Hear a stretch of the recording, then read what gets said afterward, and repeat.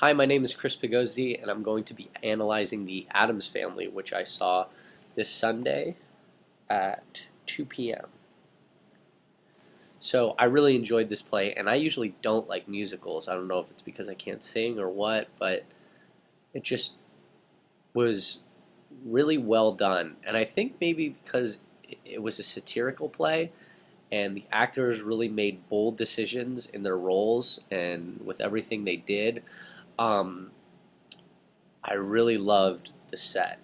It was just it reminded me of those restaurants with all the goofy stuff on the walls, and it's not it's overkill, but in this case it worked for the Addams Family just because they're so eccentric, they're so wild, it's over the top, and that just helped establish um, the characters' choices. So they talk about in viewpoints you have spatial relationship, all those things, and architecture. So the important thing to know about architecture is that it's not just something on the stage that you either interact with, sit on, you know, whatever. Um, it's important for the actors to make a decision as to why this piece of architecture is special to them. So, I loved how Gomez, anytime he was sitting down or something like that, he wasn't just sitting, he was sitting like he was sitting in his own home, which helped bring about a more organic feel to the play. Whether he was holding a sword, he was always very comfortable and confident with it. And I can guarantee the actor just brought that sword home and just practiced with it, just twiddling around with it. Or I also love the complexity of just the set. For example, when Wednesday she's singing her song, and she goes up to the window and takes out a bird, and it's so cute that she just strangles it. Like, there were so many things popping in and out and in and out of the house, family members, other props, and it was just so cool to watch. So all in all, the play was very enjoyable for me to watch for those reasons. So we it was mentioned that the creator of the play uh, uh, made the Addams Family in order to kind of poke fun of the upper class um, back when he was a child. So also that the scenery around where he lived was kind of gloomy, and I think that the playwright's identity, or the creator's identity, um, or not identity but relationship with the upper class, has to do with that disconnection. I went like this, but that's like connecting. So the disconnection between either how uh, between so the disconnection between the upper class and the other classes, middle class, lower class. The you know Throughout history, we've always read about, learned about, and even sometimes today experienced um, the differences that people with money and people with not as much money experience, and there's always a clashing between those types of people. Uh, it has to do with status. People relate money to happiness, and money also changes people. It makes them disconnected from the world, I feel like, and I think that's what the creator was trying to go for, is that they're just money makes us so different. So the upper class is just so different that it's almost strange and sometimes scary. I guess that's my own personal opinion. Um, so Wednesday struggle with her identity. Uh, I You can relate it back to one of the first plays we read, Nunca Aviudave. I butchered that. I'm really sorry, but um, the little girl has trouble recognizing how she fits into her family. She doesn't speak Spanish at all, and her grandfather really tries to influence her to learn her native tongue, and she's so Americanized and whitewashed that I think Wednesday just feels almost guilty, just like the little girl did in that play, that she's becoming distant from her family's values, which is destruction, terror, torture, you know, grime, ghouls, all that stuff, and she's starting to enjoy, the cartoony, happy world.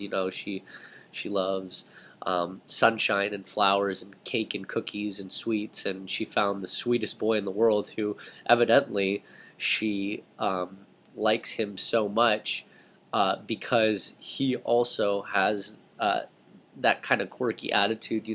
He is infatuated with the dead, and he's even going to school for it. He wants to um, look inside dead bodies and stuff like that. And Gomez is just through the moon about it because he comes off as such a clean cut, you know, almost like preppy boy, kind of shy, a do-gooder, or a do-gooder, whatever.